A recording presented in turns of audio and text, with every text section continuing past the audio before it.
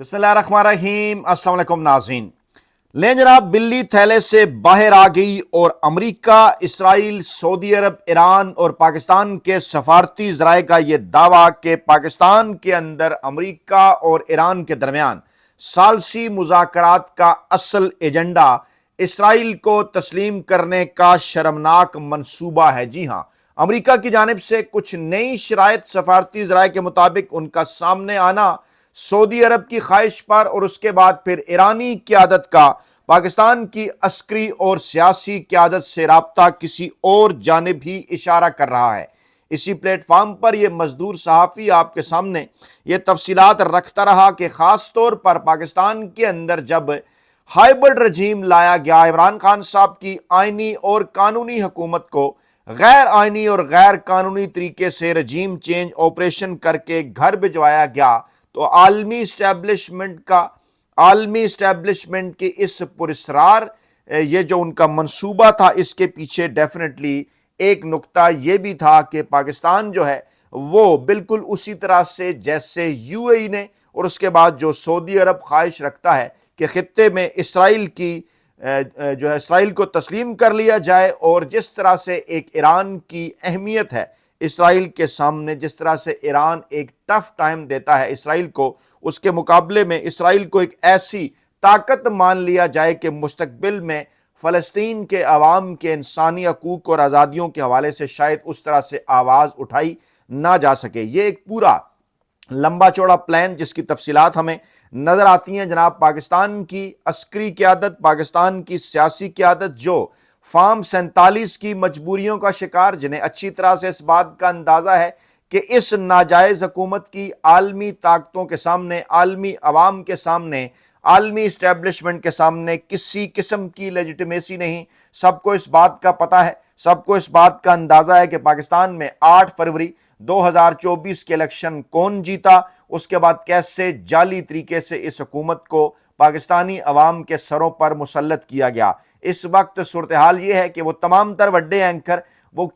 وہ ویلے کالم نگار، وہ ملازم صحافی جو کہ عجیب و غریب زبان اور الفاظ استعمال کر کے پاکستان کی بات کرنے والے عوام کو، پاکستان کی بات کرنے والے صحافیوں کو قبض کے طعنے دیا کرتے تھے، اب ان سے یہ سوال پوچھا جا رہا ہے کیوں جناب، کیا گزشتہ 10 دنوں میں جو کچھ راولپنڈی، اسلام آباد میں چل رہا ہے، کیا اس کے بعد آپ کی قبض بھی کھل گئی ہے؟ صورتحال جناب یہ ہے کہ سینئر صحافی انصار عباسی صاحب فرماتے ہیں کوئی ابھی آ بھی نہیں رہا، لیکن پھر بھی گزشتہ ایک ہفتے سے پورے فیض آباد اور بلو ایریا وغیرہ کے کاروبار بند، ہوٹل بند۔ یہ کیا حکمت عملی ہے؟ لوگوں کا روزگار بند کر دیا گیا، شادیوں کی تقریبات خراب ہو رہی ہیں، جڑواں شہروں کے لوگ سخت پریشان ہیں۔ اس پر وزیر اعظم شہباز شریف اور وزیر اعلیٰ مریم نواز جو ہے وہ کوئی نہ کوئی فیصلہ کریں۔ ذرا دیکھیے جناب، ان کی منافقت آپ ذرا چیک کریں۔ شادیوں کی تقریبات کا خصوصی طور پر ذکر کر رہے ہیں، تھوڑی آپ تحقیقات کریں تو آپ کو پتہ چل جائے گا کہ شادی ہالوں کا نیٹ ورک کس کا ہے، کس کی جانب یہ اشارہ بھی کر رہے ہیں۔ خیر، ہم تو اس بات کے قائل نہیں کہ ایسے راستے بند کیے جائیں یا کس کا کاروبار تباہ کیا جائے، لیکن اس طرح سے جب اپنی چمڑی، اپنی دمڑی یا اپنی کھال کے اوپر بات آئے تو کیسے پکارا جاتا ہے، اور پھر کس طرح سے آپ اس منافقت کا معیار چیک کریں کہ وزیر اعظم شہباز شریف صاحب اور وزیر اعلیٰ مریم نواز صاحبہ اس کے اوپر کوئی نہ کوئی فیصلہ کریں۔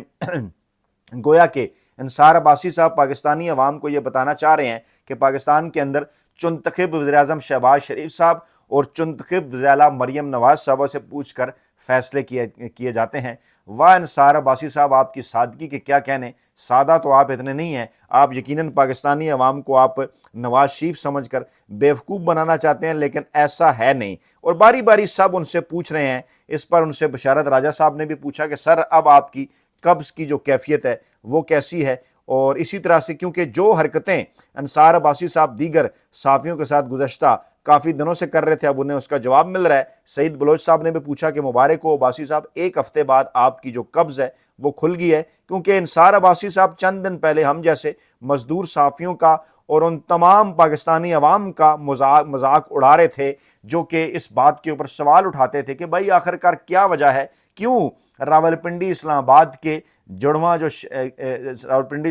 جڑواں شہروں کے جو شہری ہیں، جو یہاں کی آبادی ہے، کیوں ان کی زندگی اجیرن بنا دی گئی ہے۔ اور ثالثی کے نام پر احمد فراز صاحب نے بھی یہ لکھا کہ راولپنڈی اسلام آباد کے لاکھوں شہریوں کا محاصرہ اور نظر بندی غیر انسانی، غیر اخلاقی اور غیر قانونی ہے۔ ایک مسلط رجیم جس کے پاس نہ عوامی مینڈیٹ ہے، نہ کارکردگی کی اور نہ کارکردگی کس حیثیت میں لاکھوں لوگوں کی زندگی وہ اجیرن بنا سکتے ہیں۔ 4 سالہ بدترین معاشی ناکامی پر پردہ ڈالنے کا واحد راستہ یہ ہے کہ ثالثی کے نام پر اپنے پیڈ ٹاؤٹوں سے ڈھول پٹوائے جائیں۔ لاچار، مہنگائی اور ٹیکسز کے بوجھ تلے جو دبے عوام ہیں، بے بس اور لاچار، ان کا اس نام نہاد ثالثی سے کسی صورت کوئی بھی لینا دینا نہیں ہے۔ اور پھر سینئر صحافی اب کس جانب اشارہ کر رہے ہیں، وہ لمحہ نہ ہی آئے تو بہتر ہے۔ ڈونلڈ ٹرمپ صاحب کا رخ پاکستانی قیادت کی جانب مڑ سکتا ہے۔ ٹرمپ کی غیر سنجیدہ اور خطرناک حد تک غیر یقینی نفسیات نے دنیا کو غیر محفوظ ہی نہیں بنایا، شدید معاشی عدم تحفظ کا شکار کر دیا ہے۔ خوفزدہ کرنے والی علامت یہ ہے کہ اب ایرانی قیادت یہ سمجھنے لگی ہے کہ ٹرمپ کی دھمکیاں اور فوری نرم رویہ کسی گہری پالیسی کا حصہ نہیں بلکہ اس کی شخصیت کا خاصہ ہے، اور وہ کسی وقت کچھ بھی کہہ اور کر سکتا ہے۔ سفارتکاری چالاکی سے چل جاتی ہے، دھوکہ دہی سے نہیں۔ یہی وجہ ہے کہ تباہی سے خوفزدہ ہونے کا تاثر زائل ہونے لگا ہے اور تنازع پہلے سے زیادہ پیچیدہ ہوتا چلا جا رہا ہے۔ خوفزدگی اس بات کی ہے کہ کب ٹرمپ پانسا پلٹ کر پاکستان کو اپنا ہدف بنا لے۔ یہ وہ نقطہ ہے، اس کو سمجھیے۔ سینئر صحافی مجاہد حسین صاحب نے یہ ٹویٹ کیا، اور کیا خوبصورت بات انہوں نے کی، اور انہوں نے کہا کہ خوفزدگی اس بات کی ہے کہ کب ٹرمپ پانسا پلٹ کر پاکستان کو اپنا ہدف بنا لے، اس صورت میں کیا ہوگا شاید یہ پوری طرح سے سوچا نہیں گیا۔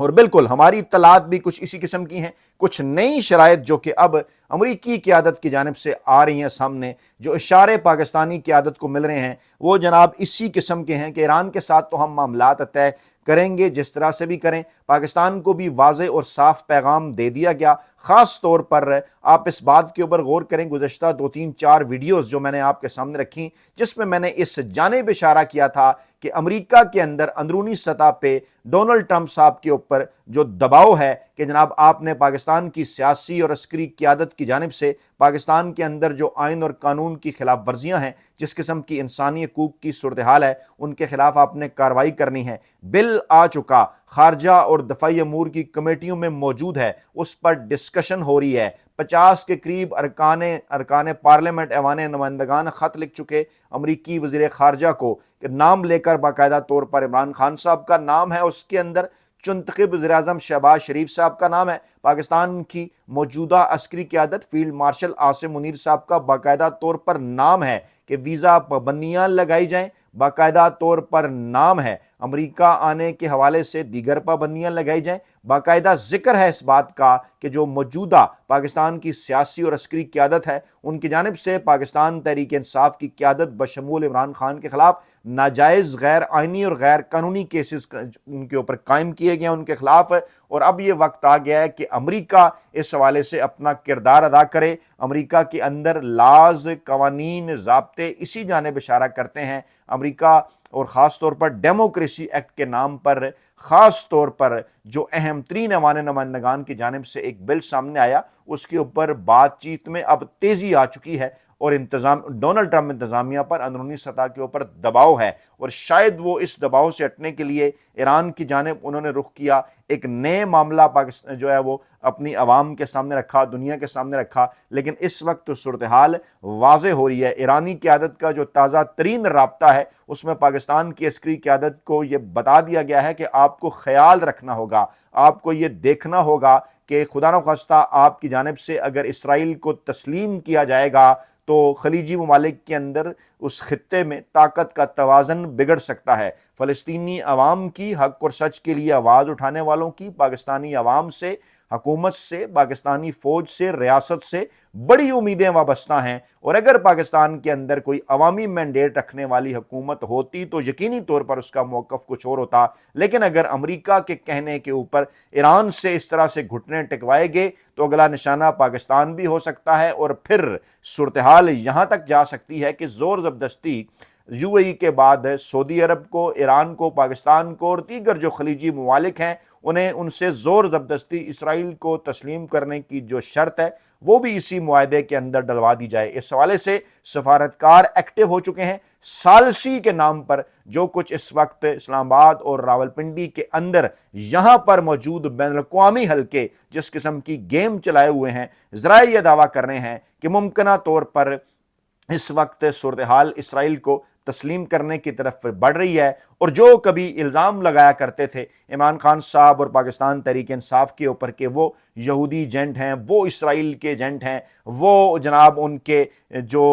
مفادات ہیں ان کا تحفظ خدا نخواستہ پاکستان کے اندر کر رہے ہیں، صورتحال اس وقت کسی اور جانب اشارہ کر رہی ہے، صورتحال اس وقت کچھ اور بتا رہی ہے، اور خاص طور پر جو بوکھلا کر جس قسم کے اقدامات اس وقت شروع کر دیے گئے ہیں وہ کسی اور ہی جانب اشارہ کر رہے ہیں، کیونکہ جنگ کے آغاز سے قبل کچھ نام نہاد بڑے اینکر، ویلے کالم نگار اور ملازم صحافی پریگمیٹیکلی ثابت کر رہے تھے کہ ایران امریکہ کے سامنے ٹک نہیں سکتا، لیکن جب وہ اچھا خاصا ٹک گیا تو اب ایرانی قیادت کی زندگیوں کا کریڈٹ میاں شہباز شریف صاحب کو دیا جا رہا ہے، اور کل کو یہ بھی بات بھی کہہ سکتے ہیں جناب ایران کے جنگ لڑنے کے پیچھے بھی دراصل پاکستان کھڑا تھا، اور یہ بات احمد فراز صاحب نے کی مزمل شاہ صاحب کے متعلق، بڑی درست بات ہے۔ اور اس وقت سوشل میڈیا پر کافی چیزیں چل رہی ہیں، ایک بروکن نیوز بھی چل رہی ہے کہ ایران اور امریکہ کا راولپنڈی اسلام آباد کھلوانے کے لیے مذاکرات پر غور، یعنی اس وقت سوشل میڈیا میمز بن رہی ہیں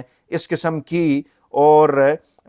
اس قسم کی خبریں جو ہے وہ جو آ رہی ہیں سامنے کہ جناب آپ تو ابنائے ہرمز کھلوانے جا رہے تھے، یہاں پر اپنے دونوں شہر آپ نے بند کر دیے، اور لوگ یہ بھی بات کر رہے ہیں کہ راولپنڈی اسلام آباد 10 دنوں سے بند ہے، جگہ جگہ ناکہ بندی بھی چل رہی ہے، اور تو اور ٹول ٹیکس بھی لیا جا رہا ہے۔ حکومت سے ثالثی کی درخواست ہے، بلکہ تاجروں سے بھی تنزیہ طور پر پاکستانی عوام یہ ریکویسٹ کر رہے ہیں کہ آپ آگے آئیں نہ ذرا، آپ تو کہا کرتے تھے کہ ایک دن اگر جلسہ پاکستان تحریک انصاف رکھ لے تو آپ کا کروڑوں روپے کا نقصان ہو جایا کرتا تھا، یہاں پر 10 دن سے زائد گزر گئے، کاروبار مکمل طور پر بند کر دیا گیا، یہاں تک کہ اب نام نہاد وڈے اینکر، ویلے کالم نگار اور ملازم صحافی بھی بول پڑے، انصار عباسی صاحبان جیسے لوگوں کی قبض بھی بقول بشارت راجہ صاحب کے، بقول سعید بلوچ صاحب کے وہ کھل چکی ہے۔ تو اب یہاں تک صورتحال پہنچ گئی، اور ایسے میں کیا جا رہا ہے کہ جناب اگر کوئی طنز و مزاح بھی کرتا ہے، جیسے کہ ہوا